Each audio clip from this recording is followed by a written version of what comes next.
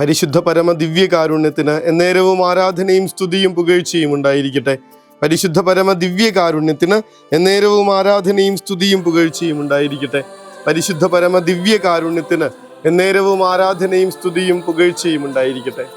എല്ലാം കർത്താവ് ചെയ്തോളൂ എന്ന് പറഞ്ഞ് വെറുതെ ഇരുന്ന ഇസ്രായേൽ ജനം തോറ്റുപോകുന്ന കാഴ്ചയാണ് ഒന്നാമത്തെ വായനയിൽ നമ്മൾ കാണുന്നത്.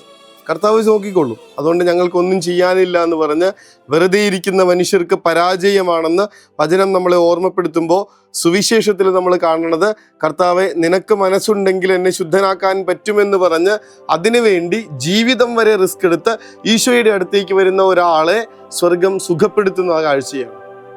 കാര്യം മനസ്സിലായിട്ടുണ്ടാകുമെന്ന് വിചാരിക്കുന്നു. വെറുതെ ഇരുന്നാൽ പോരാ, കർത്താവിന് പ്രവർത്തിക്കണമെങ്കിൽ ഞാൻ ചെയ്യേണ്ട കാര്യങ്ങൾ, ഞാൻ പ്രവർത്തിക്കേണ്ട കാര്യങ്ങൾ, ഞാൻ ശക്തമായി മൂവ് ചെയ്യേണ്ട കാര്യങ്ങൾ ഞാൻ ചെയ്തേ പറ്റുള്ളൂ. ഈ ലാസറിന് കർത്താവിന് ഉയർപ്പിക്കണമെങ്കിൽ നമ്മളൊരു കല്ല് ഉരുട്ടി മാറ്റിയേ പറ്റുള്ളൂ. 5000 പേരുടെ വിശപ്പ് മാറണമെങ്കിൽ 5 അപ്പം നമ്മൾ കർത്താവിൻ്റെ കയ്യിൽ കൊണ്ടുപോയി കൊടുത്തേ പറ്റുള്ളൂ.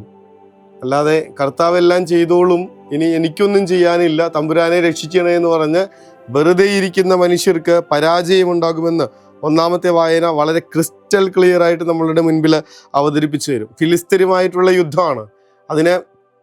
അതിന് തൊട്ടു മുൻപുള്ള യുദ്ധത്തിൽ പരാജയപ്പെട്ട ഇസ്രായേൽ ജനത തീരുമാനിക്കുന്നുണ്ട്, നമുക്ക് ഒരു കാര്യം ചെയ്യാം, സമാഗമ കൂടാരം നമ്മുടെ മധ്യത്തിൽ കൊണ്ടുവരാം, കുറച്ചുകൂടെയൊക്കെ തീക്ഷ്ണതയോടെ കർത്താവിൻ്റെ നാമത്തിൽ നമുക്ക് യുദ്ധം ചെയ്യാമെന്നല്ല അവർ പറയണേ. കർത്താവിൻ്റെ സമാഗമ കൂടാരം, നമുക്ക് ഉടമ്പടിയുടെ പേടകം നമുക്ക് കൊണ്ടുവരാം, അവിടെ നിന്ന് നമ്മുടെ മധ്യേ വന്ന് ശത്രുക്കളിൽ നിന്ന് നമ്മെ രക്ഷിക്കും എന്ന് പറഞ്ഞിട്ടാണ് അവർ ഈ പേടകം കൊണ്ടുവരണേ. പേടകം കൊണ്ടുവരുന്ന നേരത്ത് ഇവർ യുദ്ധസന്നാഹങ്ങളൊന്നുമല്ല നടത്തണേ. എഴുന്നള്ളി വരുന്ന കർത്താവിൻ്റെ മുൻപിൽ അവർ ആർത്തട്ടഹസിക്കുന്നുണ്ട്. ഇത് കാണുമ്പോൾ, ഇത് കേൾക്കുമ്പോൾ യുദ്ധ സ്ഥലത്തുള്ള പാളയത്തിലുള്ള ഫിലിസ്തീയർ ഇങ്ങനെ ഒന്നടങ്കം വിറയ്ക്കുന്നത് നമ്മൾ കാണും. അത് അവർ പറയണ അവരുടെ പാളയത്തിൽ ദേവന്മാർ വന്നിട്ടുണ്ട്. ആ ദേവന്മാർ ഈജിപ്തിനെ മഹാമാരികൾ കൊണ്ട് ഞെരുക്കിയ ദേവന്മാരാണ്. അവരുടെ കയ്യിൽ നിന്ന് നമ്മെ ആര് രക്ഷിക്കും എന്നൊക്കെ ചോദിച്ചിട്ട് പിന്നീടുള്ള ഫിലിസ്തീയരുടെ ഒരു സ്റ്റെപ്പ് എടുക്കലുണ്ട്. അടുത്ത ഒരു സ്റ്റെപ്പ് എടുക്കൽ, അത് നമ്മളെ ഇസ്രായേൽക്കാരെ തകർത്ത് കളയുന്നൊരു ഒരു മൂവാണത്. നമ്മുടെ മുൻപിൽ വലിയ മാതൃകയായിട്ട്, നമ്മളെ വെല്ലുവിളിയായിട്ട് ഫിലിസ്തീനിങ്ങനെ നിൽക്കുന്നതിൻ്റെ ഒരു കാരണം നമ്മളത് ഇവിടെ വായിക്കുന്നുണ്ട്. ഫിലിസ്തീരെ, നിങ്ങൾ ധീരതയോടും പൗരുഷത്തോടും കൂടെ യുദ്ധം ചെയ്യുവിൻ, അല്ലെങ്കിൽ ഹെബ്രായർ നമുക്കടിമകളായിരുന്നത് പോലെ നാം അവർക്ക് അടിമകളാകേണ്ടി വരും, അതുകൊണ്ട് പൗരുഷത്തോടെ യുദ്ധം ചെയ്യുവിൻ. പൊരുതാന പറയണേ. കർത്താവ് അത് പലതവണ ഇസ്രായേൽക്കാരോട് പറഞ്ഞിട്ടുണ്ട്, എൻ്റെ നാമത്തിൽ നിങ്ങൾ വിജയം വരിക്കും, പൊരുതേണ്ടത് നിങ്ങളാണ്. കർത്താവിൻ്റെ നാമത്തിൽ വിജയം വരിക്കുന്ന മനുഷ്യരെ കുറിച്ച് വചനം ഓർമ്മപ്പെടുത്തും. പിന്നെ ഒന്നും ചെയ്യാതെ ദൈവം നോക്കിക്കൊള്ളുമെന്നും പറഞ്ഞ് മാത്രം ഒന്നും ചെയ്യാതിരിക്കുന്ന മനുഷ്യരെ തോറ്റുപോകുന്നൊരു കാഴ്ച വചനം പറയുമ്പോൾ ഇത്തിരി സീരിയസ് ആയിട്ട് എടുക്കേണ്ട കാര്യമുണ്ട്. ഒന്നും ചെയ്യാതെ പരീക്ഷയ്ക്ക് എങ്ങനെയാണ് ജയിക്കണേ, ഒന്നും ചെയ്യാതെ എങ്ങനെയാണ് ജോലി കിട്ടണേ, ഒന്നും ചെയ്യാതെ എങ്ങനെയാണ് കടം മാറണേ, ഒന്നും ചെയ്യാതെ എങ്ങനെയാണ് ആരോഗ്യം നിലനിർത്താൻ പോകുന്നത്. ഇതൊക്കെ ചെയ്യുന്ന ഒരാൾക്ക് പിന്നീട് എനിക്ക് അത് മാത്രം മതി എന്നും കൂടി പറഞ്ഞാലോ? അപ്പോൾ അത് രണ്ടുമല്ല കാര്യം.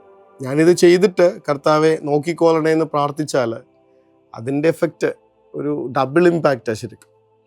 ആ ഒരു കാഴ്ചയാണ് ഇന്നത്തെ ഒന്നാമത്തെ സുവിശേഷത്തിൽ നമ്മൾ കാണുന്നത്. ജീവൻ പണയം വെച്ചൊരു കുഷ്ഠരോഗിയെ കർത്താവിൻ്റെ മുൻപിൽ വരുന്നുണ്ട്.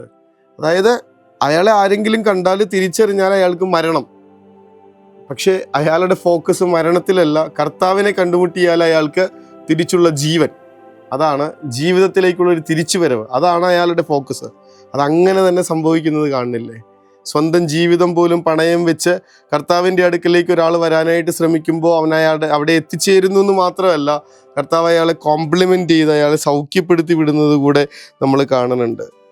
എനിക്ക് മനസ്സുണ്ട്, നിനക്ക് ശുദ്ധി ഉണ്ടാകട്ടെ എന്ന് പറഞ്ഞിട്ട് കർത്താവ് അയാളെ സുഖപ്പെടുത്തുന്നത് കാണും. വെറുതെ ഇരുന്നാൽ പോരല്ലേ, നമുക്ക് എന്തെങ്കിലുമൊക്കെ ചെയ്തു തുടങ്ങണ്ടേ? കർത്താവ് നമ്മുടെ ജീവിതത്തിൽ ഇടപെടാൻ പാകത്തിന് നമ്മുടെ ജീവിതം ഒന്ന് തുറന്നു കൊടുക്കണ്ടേ? അവിടത്തേക്ക് നമുക്ക് നമ്മുടെ ജീവിതത്തിലേക്ക് പ്രവർത്തിക്കാൻ പറ്റാത്ത വിധത്തിലുള്ള കാര്യങ്ങളൊക്കെ ഒന്ന് മാറ്റി കൊടുക്കണ്ടേ? കർത്താവെ, ഞങ്ങളെ അതിന് ഒരുക്കണമേ എന്ന് പ്രാർത്ഥിക്കാം. അങ്ങയുടെ ഇഷ്ടത്തിനനുസരിച്ച് ഞങ്ങളുടെ ജീവിതം ക്രമീകരിച്ച് അങ്ങയിലേക്ക് പരിപൂർണമായ ആശ്രയം വെച്ച് ജീവിക്കുന്ന ശരണപ്പെടുന്ന മനുഷ്യരാകാൻ ഞങ്ങളെ സഹായിക്കണേ എന്ന് പ്രാർത്ഥിക്കുക. അങ്ങനെ അത്ഭുതങ്ങൾ ഞങ്ങളുടെ ജീവിതത്തിൽ നിറയട്ടെ. അങ്ങേക്ക് ഞങ്ങളുടെ ജീവിതത്തിൽ പ്രവർത്തിക്കാനാവുന്ന വിധത്തിലുള്ള പ്രവർത്തനങ്ങൾ ഞങ്ങളുടെ ജീവിതത്തിൽ നടത്തട്ടെ. ഒരുക്കങ്ങൾ ഞങ്ങൾ നടത്തട്ടെ. ഒരുക്കമില്ലാതെ മണവാളനെ എതിരേൽക്കാൻ സാധിക്കില്ല എന്ന് കർത്താവ് നമ്മളെ ഓർമ്മപ്പെടുത്തിയിട്ടുള്ളതാണ്.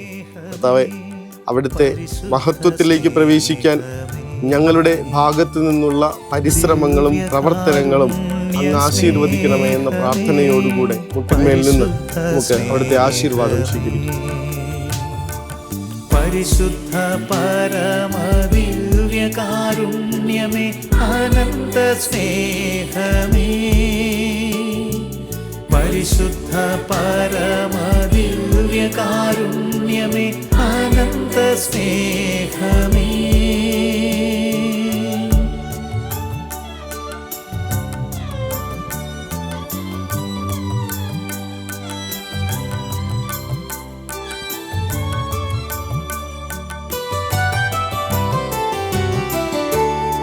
പരിശുദ്ധ പരമ ദിവ്യ കാരുണ്യത്തിന് എന്നേരവും ആരാധനയും സ്തുതിയും പുകഴ്ചയും ഉണ്ടായിരിക്കട്ടെ. പരിശുദ്ധ പരമ ദിവ്യ കാരുണ്യത്തിന് എന്നേരവും ആരാധനയും സ്തുതിയും പുകഴ്ചയും ഉണ്ടായിരിക്കട്ടെ. പരിശുദ്ധ പരമ ദിവ്യ കാരുണ്യത്തിന് എന്നേരവും ആരാധനയും സ്തുതിയും പുകഴ്ചയും ഉണ്ടായിരിക്കട്ടെ. നാളെ ദോശ ചുടാനുണ്ടെങ്കിൽ ഇന്ന് മാവ് പുളിപ്പിച്ച് വെക്കുന്ന മനുഷ്യരാണ് നമ്മൾ. നാളെ കർത്താവിന് എൻ്റെ ജീവിതത്തിൽ ഇടപെടാനായിട്ട് ഞാൻ എന്ത് ചെയ്ത് വെച്ചിട്ടാണ് ഉറക്കത്തിലേക്ക് പോകുന്നതെന്നൊന്ന് ആലോചിച്ച് നോക്ക്. കർത്താവിന് എൻ്റെ ജീവിതത്തിൽ ഇടപെടാൻ മാത്രം ഞാൻ എന്തെങ്കിലും ഒരുക്കങ്ങൾ നടത്തിയിട്ടുണ്ടോ എന്ന് ആലോചിച്ച് നോക്ക്. ഇന്ന് നിങ്ങൾ നിങ്ങളെ തന്നെ വിശുദ്ധീകരിക്കുക. നാളെ ഞാൻ നിങ്ങളുടെ ഇടയിൽ വലിയൊരു അത്ഭുതം പ്രവർത്തിക്കും. വിശുദ്ധീകരണവും പ്രവർത്തനങ്ങളും ഒരുക്കങ്ങളും അത്യാവശ്യമാണെന്നേ. കർത്താവിന് ഇടപെടാനും നമ്മുടെ ജീവിതത്തിലേക്ക് പ്രവർത്തനങ്ങൾ നടത്താനും കർത്താവിന് നമ്മുടെ ഒരുക്കങ്ങൾ ആവശ്യമുണ്ട്. ആലോചിച്ചിട്ട് വേണം ഉറക്കത്തിലേക്ക് പോകാൻ. സ്വർഗാനുഗ്രഹിക്കട്ടെ. കരുണ തൻ കയർ പിടിച്ച് നയിച്ചിടും സ്നേഹമേ, ദിവ്യകാരുണ്യ സ്നേഹമേ, പരിശുദ്ധ സ്നേഹമേ, പരിശുദ്ധ പരമദിവ്യകാരുണ്യമേ, അനന്ത സ്നേഹമേ, പരിശുദ്ധ പരമദിവ്യകാരുണ്യമേ, അനന്ത സ്നേഹമേ.